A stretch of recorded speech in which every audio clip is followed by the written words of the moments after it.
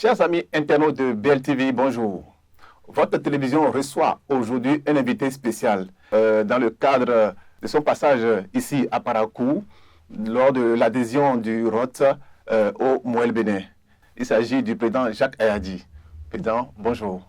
Bonjour et merci de me recevoir chez vous. Vous étiez hier ici à Parakou. Vous avez participé à une rencontre politique. Vous avez assisté à l'adhésion du ROT, le réseau Ousmane Traoré, qui intègre le parti politique Moël Bénin. Cette adhésion-là, comment est-ce que vous le voyez au regard de cette mobilisation que vous avez observée hier à Parakou, au centre d'affectation de Parakou? C'était hier, le 21 octobre de 2023. Merci beaucoup. Je voudrais, d'entrée de jeu, saluer votre promoteur, mon ami et frère, Obaka Takou. C'est vraiment un ami et frère.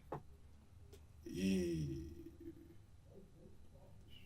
je vais me répéter, il est vraiment un ami. En effet. Il a pris Moël Bénin comme sa chose.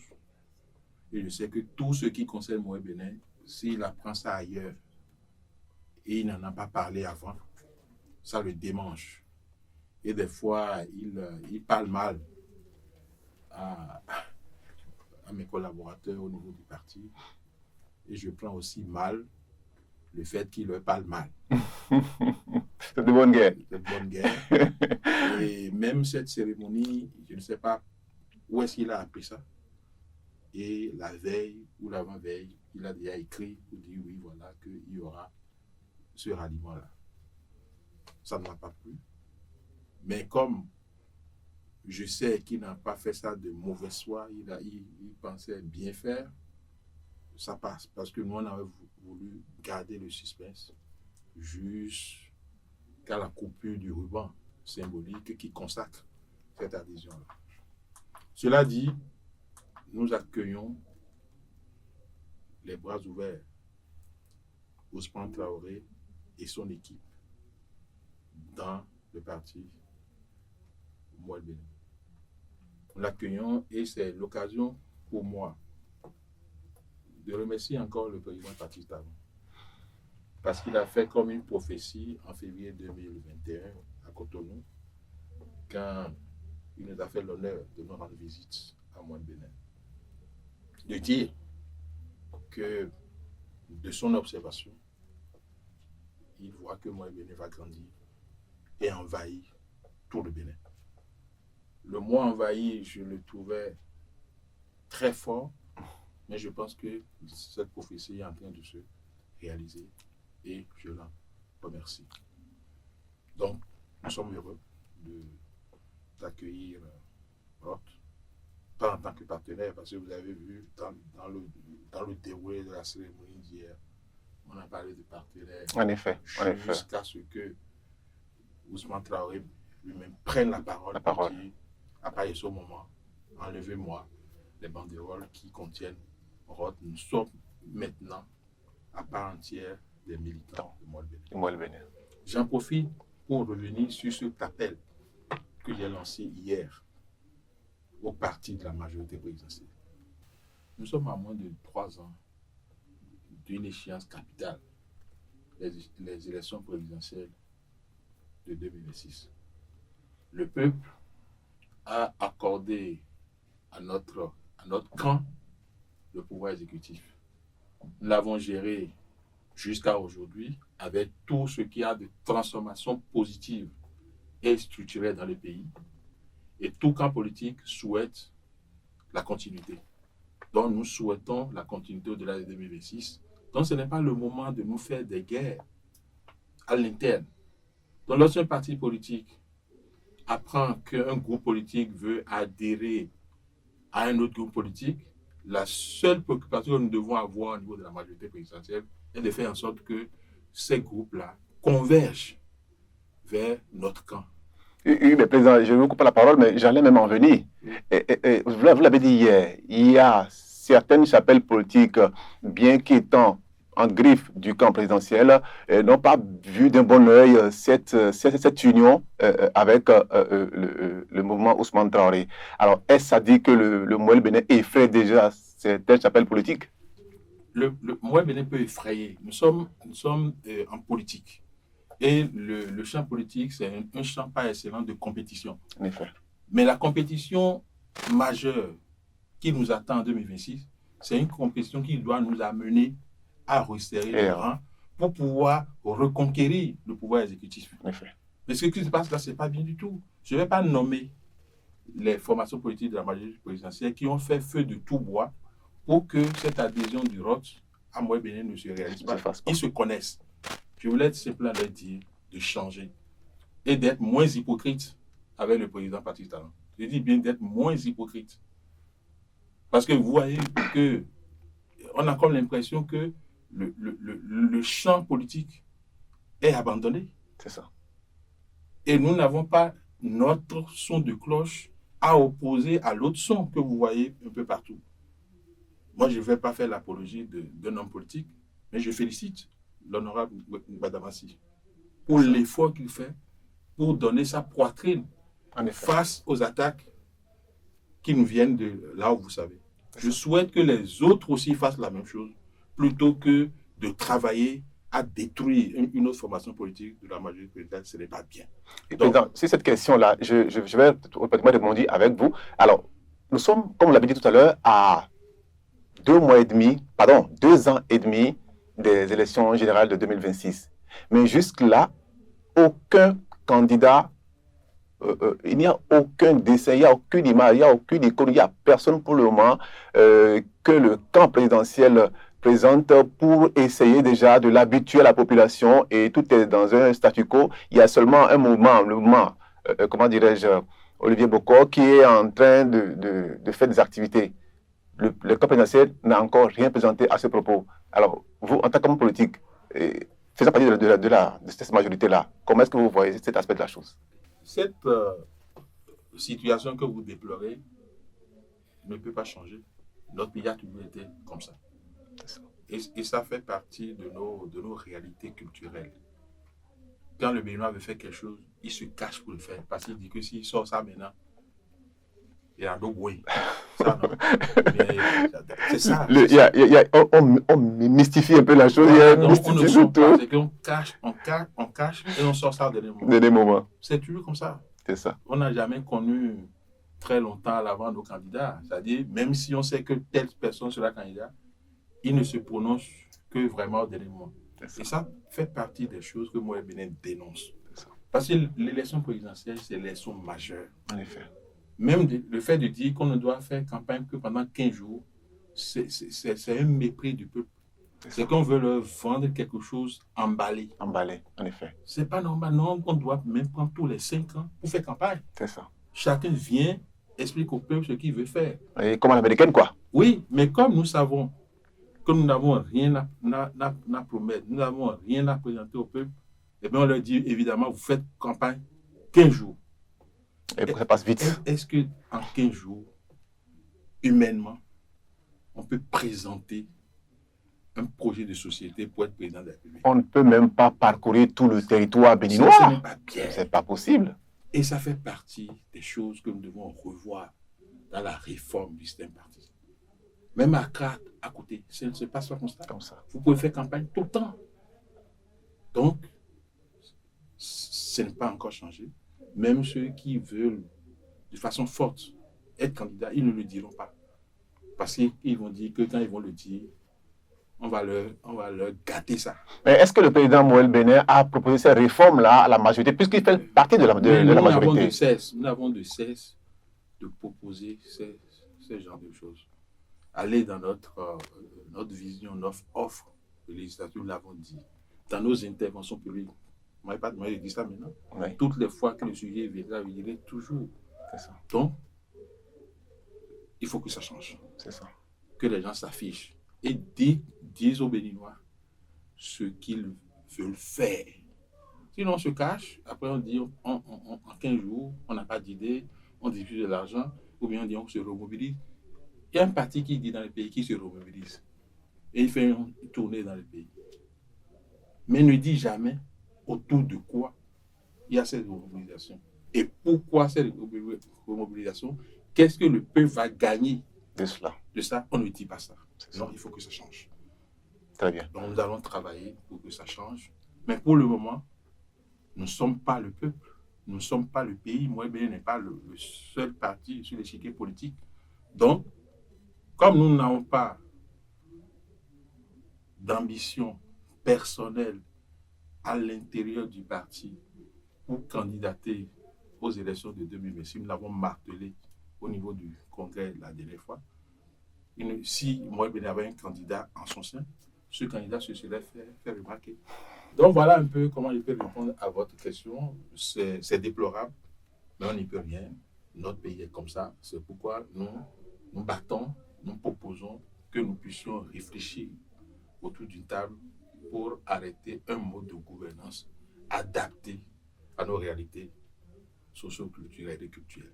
Très bien. Vous ne verrez pas aux États-Unis un président, un candidat ou un prétendant au fauteuil présidentiel se cacher et laisser d'autres personnes parler en son nom. Vous ne verrez pas en France la situation comme ça. Or, il se fait que c'est les modèles de ces pays-là que nous copions sans être comme eux.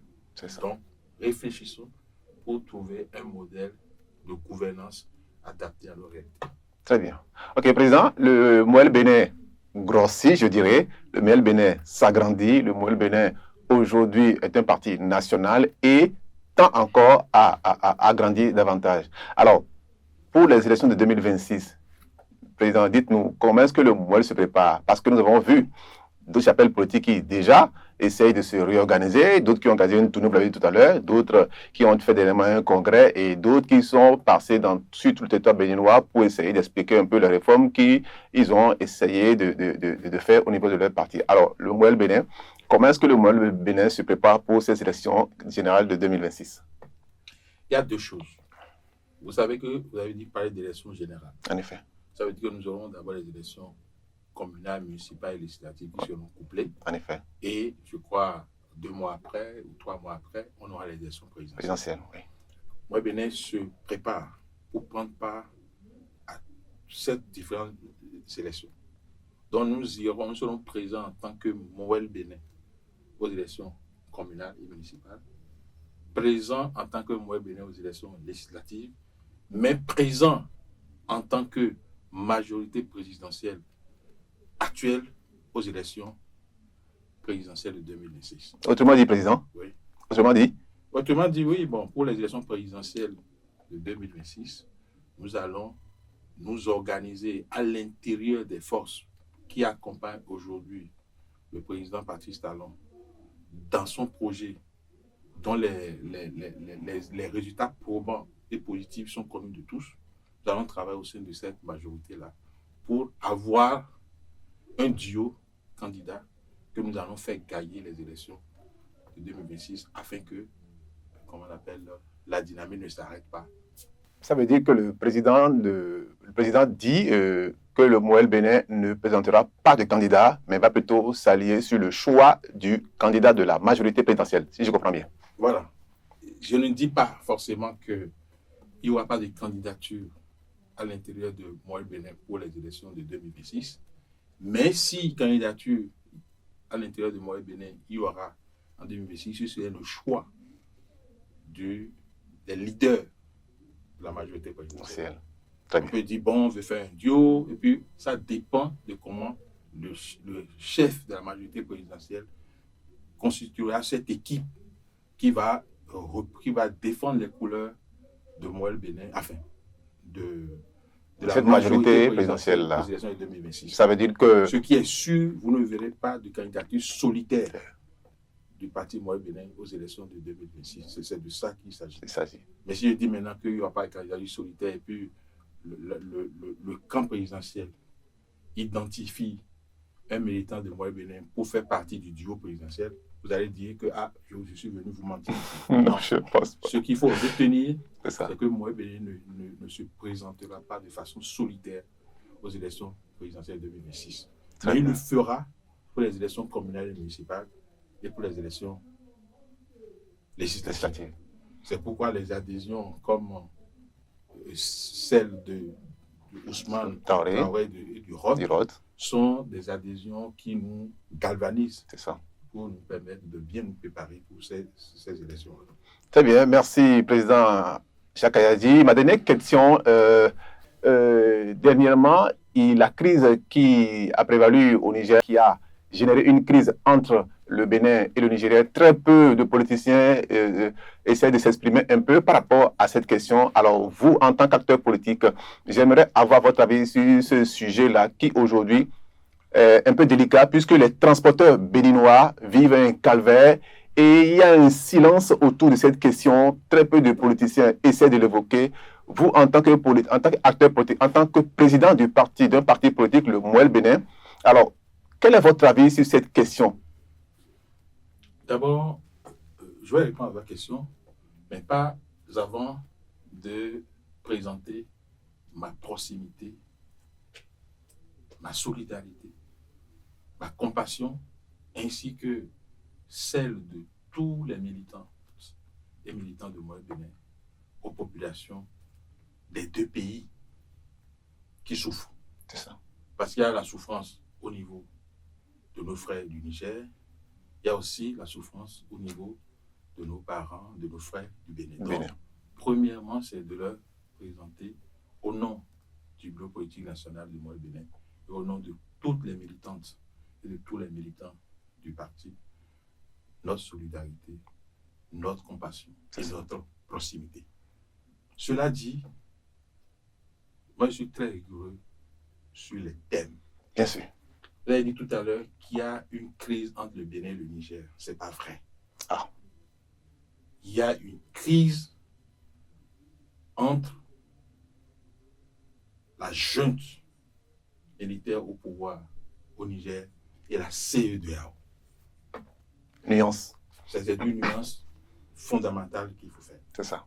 Il se fait que la CEDEAO a pris une décision contre la junte. Le Bénin étant partie de la CEDEAO, le Bénin ayant ratifié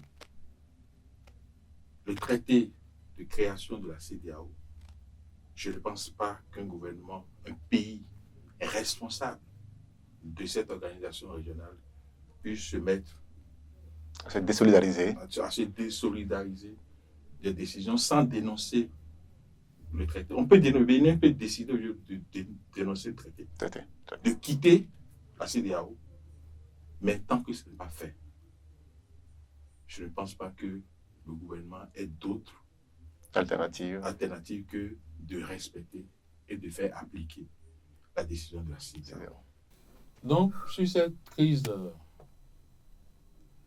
du Niger, entre le Niger et la CEDEAO, j'entends des chapelles politiques, notamment une, dire que le gouvernement a entrepris d'engager le Bénin sans aller consulter le Parlement. Ça a même fait l'objet d'une déclaration ou d'une résolution à un congrès. Moi, je pense que quand on a un parti politique aspirant à diriger le Bénin, il faut poser des actes républicains. Il faut tenir des discours républicains. Notre constitution est claire et exige du gouvernement de consulter le Parlement en cas de déclaration de guerre ou en cas d'attaque d'un autre pays. Est-ce que la question actuelle est relative à une déclaration de guerre de notre pays contre le Niger? Je pense que ce n'est pas le cas. Est-ce également une déclaration de guerre du Niger contre le Bénin? Ce n'est aussi pas le cas.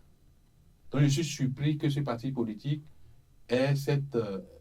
affiche cette méconnaissance de notre Constitution. Ce dont il est question aujourd'hui, c'est qu'il y a une décision de la CEDEAO que le gouvernement Talon a mise en œuvre. Je voudrais demander, parce qu'au sein de cette chapelle politique, nous avons quand même vu d'anciens présidents de la République, d'anciens députés, d'anciens ci, d'anciens ça.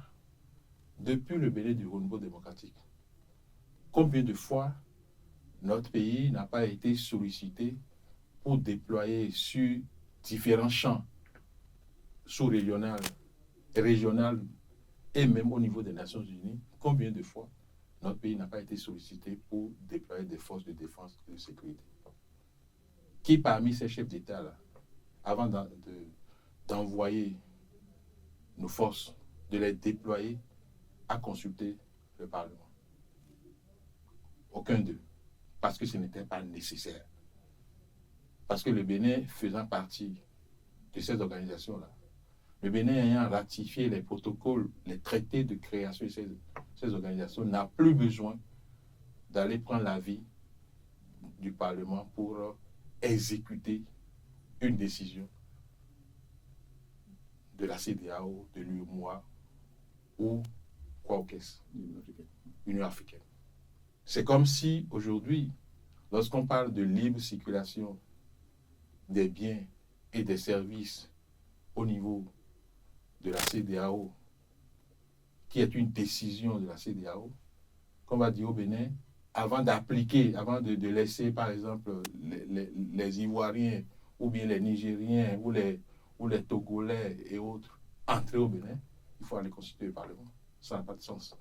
Je pense, je recommande à cette formation politique d'aborder à nouveau ces accoutrements de formation politique républicaine, de formation politique qui aspire un jour à gérer, à diriger ce pays.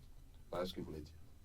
Donc j'observe dans ce domaine-là, dans cette crise qui oppose le Niger, quand il dit le Niger, il faut qu'on précise la junte au pouvoir au Niger et la CEDEAO, je vois des chapelles politiques dans le pays qui disent certaines choses, fait croire aux masses que c'est le président Patrice Talon qui a unilatéralement fermé les frontières.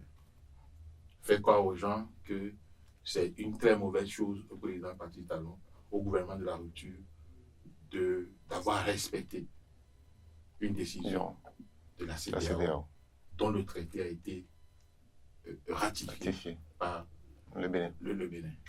Alors que ces mêmes personnes, sur d'autres dossiers que vous connaissez, sur lesquels je ne vais pas revenir ici, dénonçaient le gouvernement de la rupture de n'avoir pas respecté une décision de la Cour africaine des droits de l'homme et des peuples.